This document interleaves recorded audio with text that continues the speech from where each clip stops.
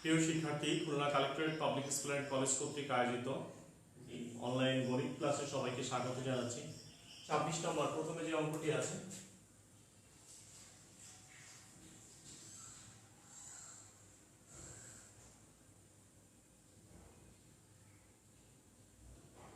প্রথমে অঙ্কটি করে দেখি যে মুনাফার একই হারে 300 টাকার 4 বছরের মুনাফা ও মুনাফার একই হারে 300 টাকার 4 বছরের মুনাফা ও 400 টাকার 5 বছরের সরল মুনাফা একত্রে 128 টাকা হলে শতকরা মুনাফার হার কত? তাহলে প্রশ্ন হচ্ছে, আমরা প্রথমে যেটা ধরি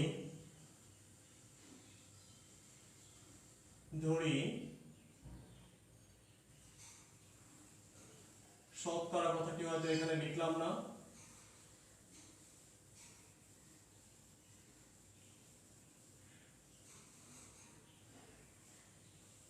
আমি বললাম যে ধরি মুনাফার হার সেটি হচ্ছে r%, শতকরা লিখলে আর পার্সেন্ট দিতে পারতাম না। তাহলে আমরা শুরুতে লিখতে পারি যে r% হারে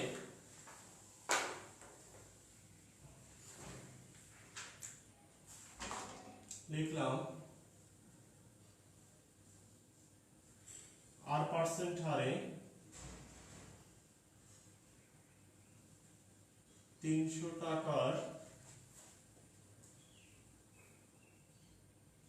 4 বছরের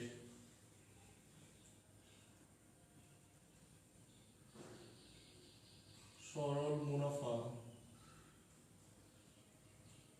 লক্ষ্য করো, সরল মুনাফার সূত্র I = PR/N, নিশ্চয়ই তোমাদের এটি মনে আছে, এই জন্য সরাসরি অঙ্কে চলে গেলাম। তাহলে যখন সরল মুনাফা বের করতে বলছে, প্রথমে হবে P মানে কত? মূলধন কত? দেখো 300 ইনটু, এরপর হচ্ছে R মুনাফার হার, R% লিখে কত লিখবো? R/100, এর সাথে N হচ্ছে দেখো 4 বছর। দেখো এই দুটো শূন্য, এখান থেকে দুটো জিরো জিরো যদি উপর নিচে থেকে বাদ দিই, তাহলে দেখো আমাদের যেটা থাকে এত টাকা।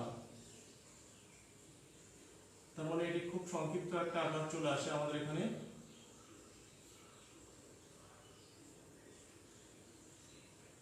আবার একইভাবে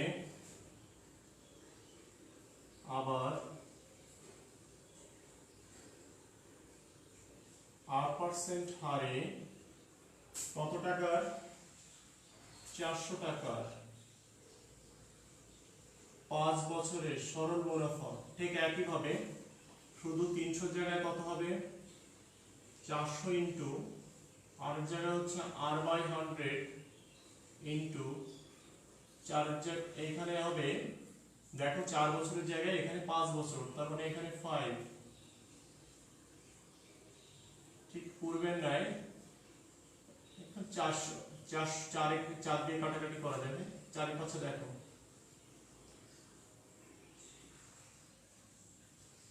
তাহলে আমাদের এখানে যেটা শর্ত মতে কি বলেছে, এই দুটো মুনাফা অর্থাৎ এইটা আর এটার সমষ্টি, অর্থাৎ এখানে যেটা বলেছে যে 12R প্লাস 20R সমান সমান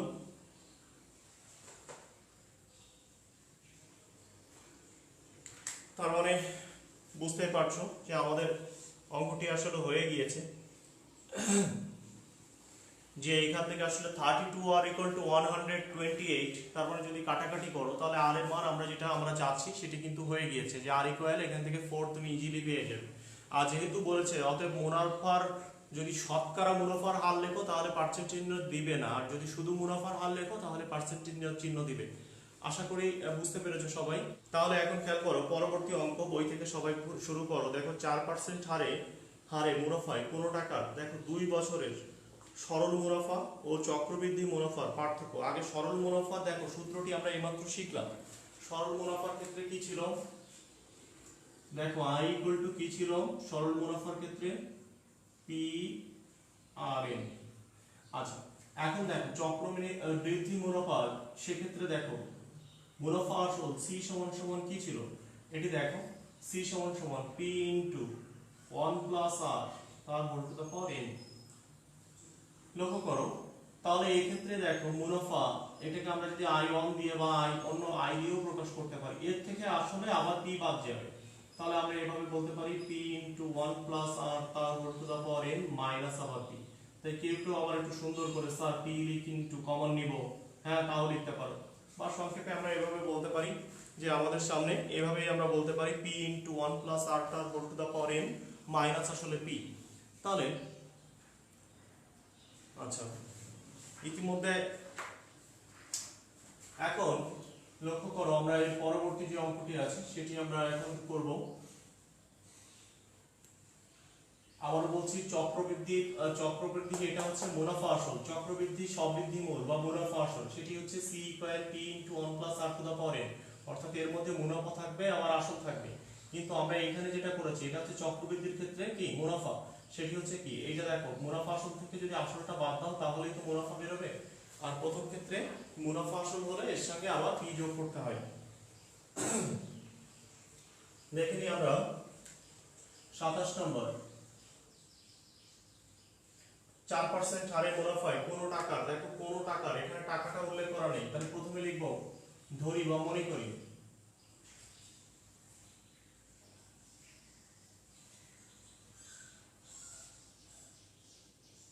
মূলধন x টাকা, p টাকা, x ই ধরি,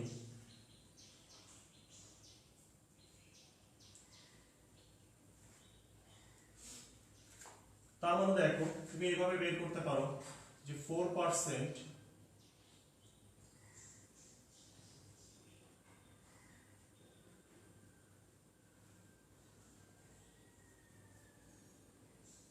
4% হারে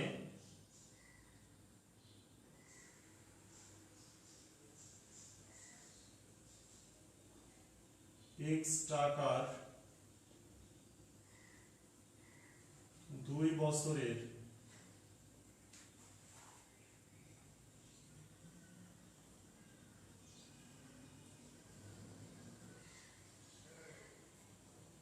সরল মুনাফা। লক্ষ্য করো সরল মুনাফার ক্ষেত্রে সূত্র হচ্ছে PRN, তাহলে p এর জায়গায় কি আছে বলো x, r এর জায়গায় আছে 4% মানে কি 4/100 ইনটু n এর জায়গায় আছে হচ্ছে 2 বছর। আচ্ছা, তার মানে দেখো তুমি যদি এখানে কাটাকাটি করতে চাও 4 × 4, তার মানে এত টাকা, উপরে যেটা থাকলো এটা হচ্ছে 2x/25 টাকা। একইভাবে আবার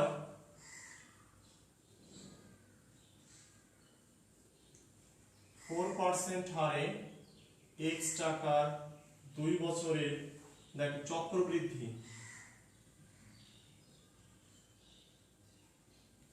চক্রবৃদ্ধি মুনাফা, এইমাত্র শিখিয়েছি চক্রবৃদ্ধি মুনাফা কিভাবে বের করতে হয়। তখন কি বলেছে p * 1 + r তার whole to the power n, তার মানে p মানে কি বলবো আমাদের p এর জায়গায় এখানে x, 1 + r, r এর জায়গায় কত বলবো 4/100, তার আবার whole to the power n, n এর জায়গায় দেখো কয় বছর, এটাও সেই 2 বছর, তাহলে n এর জায়গায় এখানে স্কয়ার হয়ে গেল, এখানে মাইনাস তার সাথে আবার p মানে কত x, তাই সব মিলে এখানে যেটি হলো এখানে ঠিক আগের মতো কাটাকাটি করতে পারো, ঠিক আছে। এটা হচ্ছে 4 2500, তার মানে এখানে থাকে 1 + 1/25, তুমি যদি লসাগু করো 25 যোগ 1, বা ক্যালকুলেটর দিয়ে এই মানটা তোমরা একবারে বের করে এখানে বসায় দিবে, ক্যালকুলেটর দিয়ে এই মানটি বের করে বসায় দিবে, তাহলে তোমার জন্য আরো সহজ হয়ে যাবে। আচ্ছা, ক্যালকুলেটর দিয়ে এই মান যদি বসায় দাও তাহলে কত আসবে এটি আমার জন্য একটু বলা কঠিন এই মুহূর্তে, 1 পয়েন্ট সামথিং আসবে। আচ্ছা আবারও বলছি, তাহলে ক্যালকুলেটর দিয়ে যদি এই মানটি তোমরা বসিয়ে দাও তাহলে তোমাদের জন্য অঙ্কটি একেবারে সহজ হয়ে যাবে। এত টাকা এটা লিখে নাও, এটা একটু ক্যালকুলেটর ব্যবহার করে একটু বলে দাও 0.0816, এটা -x এত টাকা শর্ত মতে, তার মানে এভাবে বলতে পারো যে 1.0816 into x minus x, এই যে দেখো এইটা বিয়োগ এইটা মাইনাস 2x/25, এইটা সমান সমান যে পার্থক্যটা হচ্ছে 1, আশা করি বুঝতে পারছো। এখান থেকে তুমি তোমরা যে কাজটি করতে পারো, সবগুলো থেকে x কমন নিতে পারো।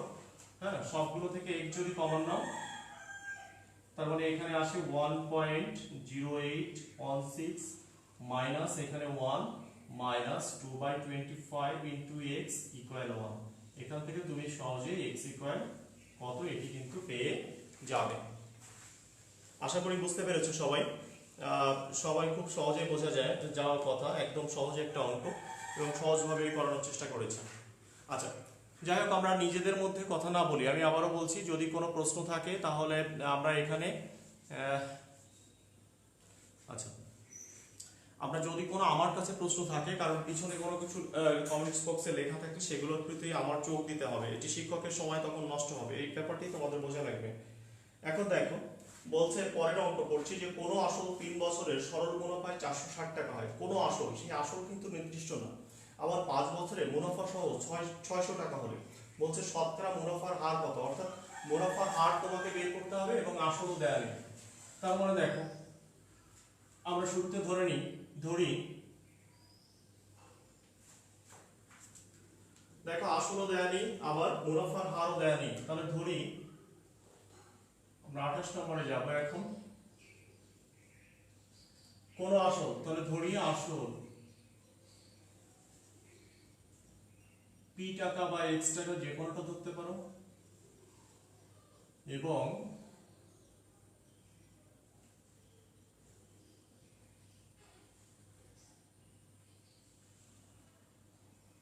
মুনাফার হার r%। দেখো মুনাফার হার r%। তাহলে আমরা যেটা আছে যে কোনো আসল 3 বছরে মুনাফা সহ, তার মানে আমরা এখন বলতে পারি কত পার্সেন্ট হারে, r% হারে কত টাকার, x টাকার 3 বছরের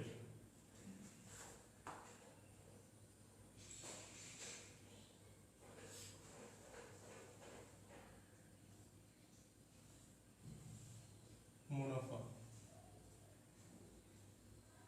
দেখো তুমি চাইলে আগে মুনাফাটা বের করে নিতে পারো। তাহলে 3 বছরের মুনাফা কত, i ইকুয়াল টু আমরা যেটা বলতে পারি i ইকুয়াল টু PRN। তাহলে p এর জায়গায় কত আছে, x ইনটু, দেখো r এর জায়গায় কত আছে r%, মানে r/100 ইনটু এর সাথে বছর কত। তার মানে দেখতে পাচ্ছি আমরা এখান থেকে প্রায় সবই অজানা রাশি আমাদের সামনে চলে আসছে। তার মানে এখানে যেটা আসলো 3xr/100 এখানে টাকা। ঠিক একইভাবে r% হারে x টাকা, এখানে লক্ষ্য করো 5 বছরের, এটিও কিন্তু দুটো ব্যাপারটি একই রকম, অর্থাৎ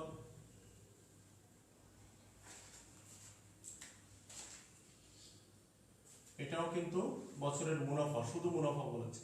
তার মানে দেখো x ইনটু r/100 ইনটু 5% এই টাকা। তার মানে এখানে থাকলো হচ্ছে 5xr বাই হচ্ছে কত, শর্ত মতে তোমাকে কি বলেছে, এটা তো শুধু মুনাফা বের করছি, কিন্তু মুনাফা আসলে দেয়া আছে। মুনাফা আসল মানে কি, এই মুনাফার সাথে কি যোগ করতে হবে, আসল যোগ করতে হবে। আসল কত, x। তাই দেখো মুনাফা আর মুনাফার সাথে আসল যোগ করতে হবে। মূলত দেয়া আছে x প্লাস 3xr/100 এটা সমান সমান, এই মুনাফা আসলে দেয়া আছে কত, 460। তার মানে তুমি বা এখান থেকে তুমি যে কাজটি করবে, x টা কমন নিয়ে নাও। x যদি কমন নিয়ে নাও তাহলে 1 প্লাস 3r/100 ইকুয়াল টু 460, এটি এক নম্বর। এবং এইটা হচ্ছে মুনাফা, মুনাফা আসল, এর সাথে আসল যোগ করতে হবে। তার মানে কি হবে, x প্লাস 5xr বাই হচ্ছে 100 এটা ইকুয়াল টু, এটা কিন্তু আমরা 5 বছরের ক্ষেত্রে করছি, তার মানে এটি 600। বা x যদি কমন নাও তাহলে x কমন নিলে 1 প্লাস 5r বাই 100, বা এটা কাটাকাটিও করতে পারছো তুমি, এটা কাটাকাটিও করতে পারতাম আমরা। এটা যদি কাজ 5 20 100, অর্থাৎ এখানে যদি কাটাকাটি করি 5 একে 5 আর 5 20 100, তার মানে এটা 5 থাকে না, নিচে আমরা এখানে 20 লিখতে পারি, তাহলে আমাদের জন্য একটু ছোট হয়, এখানে নিচে 20 লিখে দেন। না কাটাকাটি করলেও সমস্যা নেই, পরে যে করা যাবে। x কমন গেল, উপর থেকে r আর নিচে হয়ে গেল 20, এইটা ইকুয়াল টু 600। এটা আমাদের 2 নম্বর। তাহলে দেখো এই x x তাড়ানোর একটা বুদ্ধি আমাদের সামনে চলে আসছে, যদি এখানে করো যে 1 নম্বর ভাগ 2 নম্বর, অর্থাৎ একটাকে একটা দিয়ে যদি ভাগ করে দাও তাহলে কিন্তু x এর টার্ম কেটে যাবে, তার মানে 1 প্লাস 3r/100, নিচে কি আসবে 1 প্লাস r/20, একটাকে একটা দিয়ে ভাগ করছি, তার মানে 460, আর নিচে হচ্ছে 600।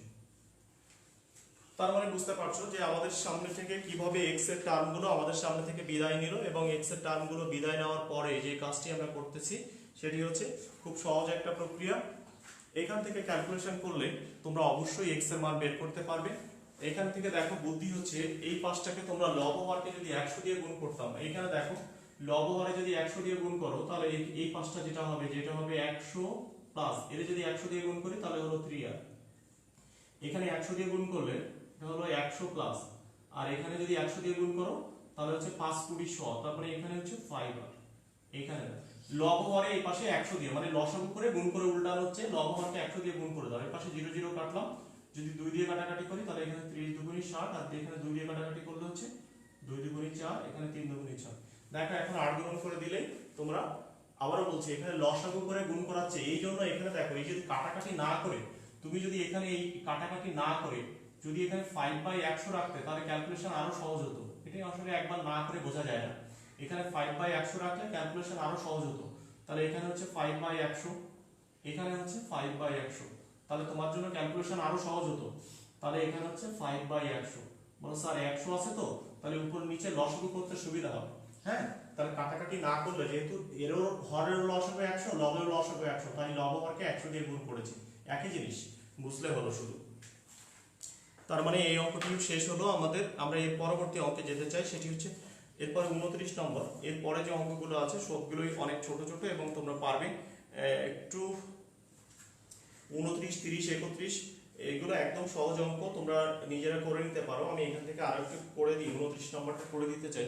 29 নম্বরে লক্ষ্য করো কি বলেছে, শতকরা বার্ষিক 5% হারে সরল মুনাফায় কত টাকার, তার মানে মূলধনটি কিন্তু বলা দেয়নি। হ্যাঁ, মূলধন x ধরতে পারো, p টাকা ধরতে পারো, 13 বছরের সবৃদ্ধি মূলধন। সবৃদ্ধি মূলধন মানে কি, সেখানে মূলধন কি আছে বলো, মুনাফা আছে আর আসল আছে, তাই না? আমরা পরবর্তী যে দাগ নাম্বার 29 নম্বরে যেতে চাই। লক্ষ্য করো 29 নম্বরে প্রথম যেটা বলেছে যে শতকরা 5%, শতকরা বার্ষিক হার 5 টাকার হারে সরল মুনাফায় কত টাকার 13 বছরের, এই যে সবৃদ্ধি মূলধন। সবৃদ্ধি মূলধন মানে হচ্ছে এখানে কি কি আছে, আবারও বলছি মুনাফা আছে এবং আসল আছে। তাহলে প্রথমে লিখি, ধরি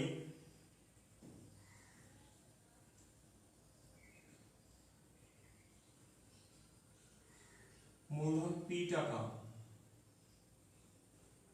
p টাকা না ধরে তোমরা x টাকাও ধরতে পারো। হ্যাঁ, দেখো দেওয়া আছে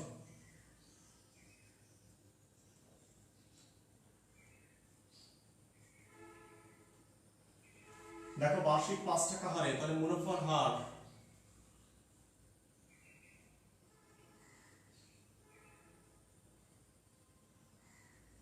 %, 5/100।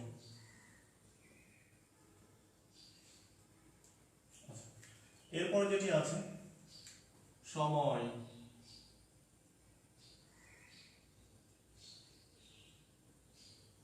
n equal to 13 বছর শর্ত মতে।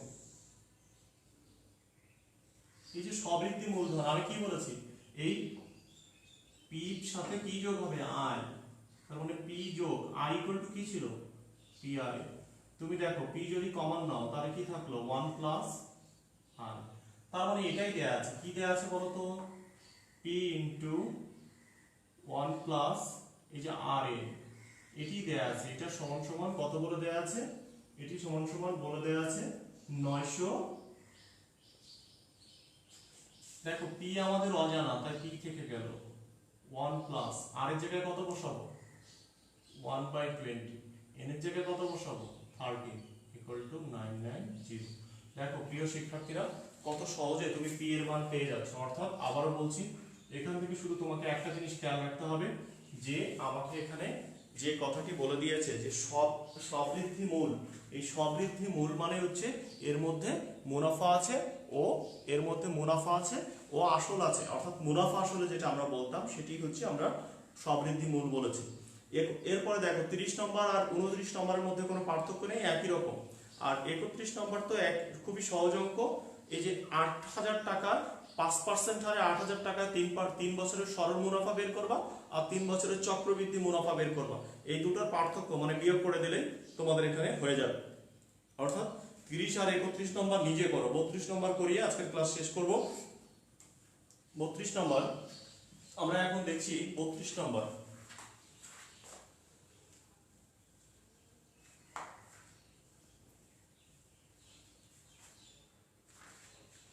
লক্ষ্য করো, আমাদের 32 নম্বর কি আছে, মিষ্টির উপর মূল্য সংযোজন কর x%। অর্থাৎ x%, বিভিন্ন খাদ্যদ্রব্যের উপর সরকারের বিভিন্ন ট্যাক্স থাকে যে এই খাদ্যদ্রব্যতে এত % ট্যাক্স দিতে হবে।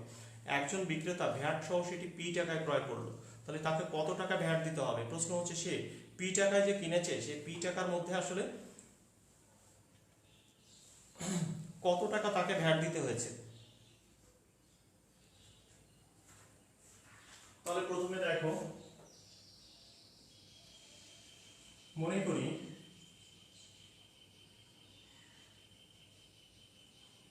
আবার পড়ছি শেষ লাইনটি, ভ্যাট সহ পি টাকার মিষ্টি ক্রয় করলে তাকে কত টাকা ভ্যাট দিতে হবে। তাহলে মনে করি পি টাকার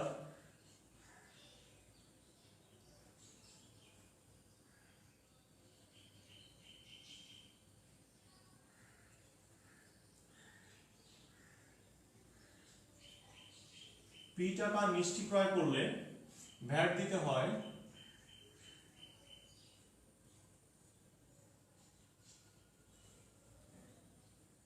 কত টাকা ভ্যাট দিতে হয়। আমরা একটা ধরে নিই, অঙ্কের মাঝে এক্স ব্যবহার করেছে তাই আমরা ওয়াই টাকা ধরতে হলো, বাধ্য হলাম, কারণ অঙ্কের মাঝে এক্স ব্যবহার করা হয়েছে। দেখো প্রথমে কি লিখেছি, মনে করি পি টাকা, তাহলে দেখো পি টাকার মিষ্টি ক্রয় করলে ভ্যাট দিতে হবে, পি টাকার মিষ্টি ক্রয় করলে যে টাকাটায় ভ্যাট দিতে হবে সেটি হচ্ছে ওয়াই টাকা। তাহলে এখন চিন্তা করো, টোটাল মিষ্টির দাম নিয়েছিল পি টাকা, সেখানে ভ্যাট দিয়েছো তুমি ওয়াই টাকা, তাহলে ভ্যাট বাদে মিষ্টির দাম কত? তাহলে সেটি আমরা এখান থেকে সহজে বলতে পারি। অর্থাৎ ভ্যাট বাদে, হ্যাঁ ভ্যাট বাদে মিষ্টির বিক্রয় মূল্য, সেটি তোমরা এখান থেকে নিশ্চয়ই বলতে পারো। তাহলে আমরা লিখবো অতএব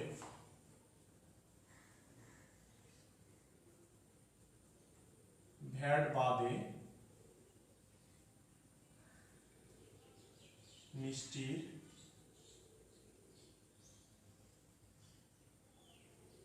বিক্রয় মূল্য, নিঃসন্দেহে সেটা পি মাইনাস ওয়াই টাকা। এবং তোমাকে দেখো পি মাইনাস ওয়াই টাকা। এখন আসলে ভ্যাট দিতে হয়েছে কত সেটি আমরা যদি বের করতে চাই যে কত টাকা তোমার সামনে ভ্যাট দিতে হয়েছে, তাহলে ভ্যাট যে টাকাটি তোমার সামনে দিতে হলো সেই টাকাটি আমরা এখন, ভ্যাট কিন্তু দেখো পি টাকার উপর তোমাকে দিতে হয়নি, ভ্যাট দিতে হয়েছে কোন টাকার উপরে? দেখো দ্রব্যটির অরিজিনাল যে মূল্য, একটা দেখো আমি সহজভাবে বোঝাই, মনে করো একটা পণ্য তোমার 100 টাকা দাম, তাহলে 100 টাকা তার দাম ছিল, সরকারকে ওই দোকান থেকে 10% ভ্যাট দিতে হয়, তাহলে ওই দ্রব্যটি তোমার কাছে বিক্রি করবে আসলে 110 টাকা, তুমি কিনছো 110 টাকায়, কিন্তু এর প্রকৃত মূল্য কত ছিল? 100 টাকা ছিল। তাই ভ্যাটটি কিন্তু 100 টাকার উপরে বসেছে, 110 টাকার উপরে কিন্তু সে ভ্যাট ধার্য করবে না। তাই দেখো, তাহলে মনে করছিলাম পি টাকার মিষ্টি ক্রয় করলে ভ্যাট দিতে হয় ওয়াই টাকা, তাহলে ভ্যাট বাদে মিষ্টির বিক্রয় মূল্য, অর্থাৎ ভ্যাট যদি তুমি না ধরতে তাহলে মিষ্টির বিক্রয় মূল্য হতো পি মাইনাস ওয়াই টাকা, অর্থাৎ এই টাকার উপরেই তখন তোমাকে ভ্যাট দিতে হবে। তাই দেখো আমরা তখন বলতে পারি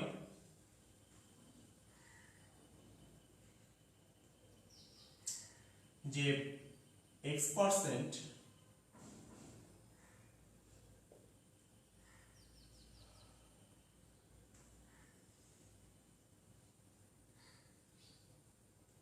ভ্যাট হলে, দেখো এই ভ্যাটের পরিমাণ কত বলো, x% হলে, তা এই ভ্যাটের পরিমাণ যদি x% হারে তাহলে হলে x% ভ্যাট হলে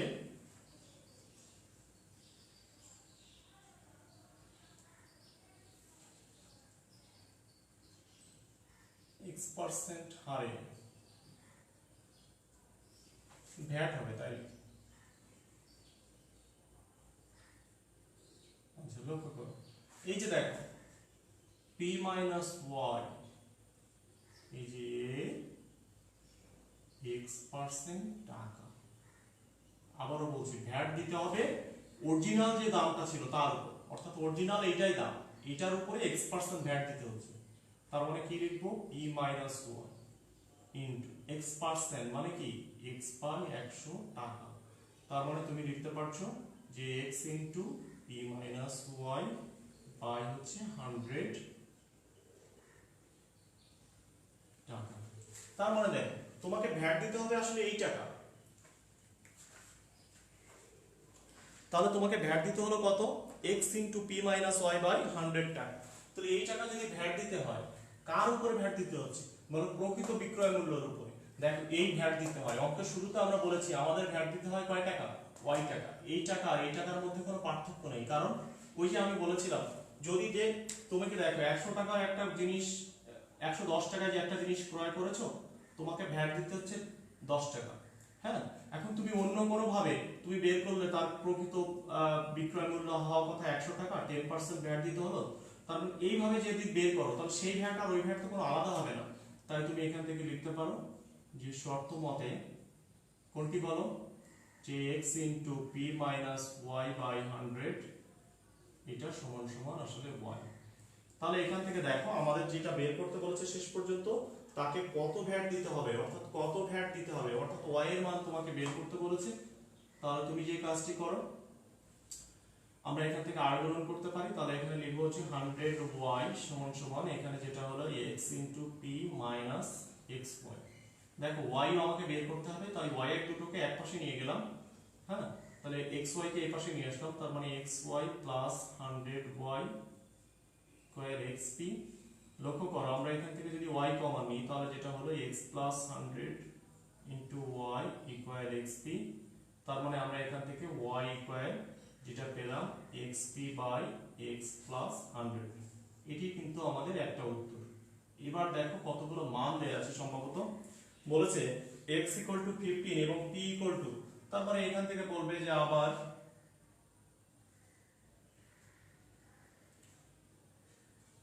x equal to 15, p equal to 2300 হলে ভ্যাটের পরিমাণ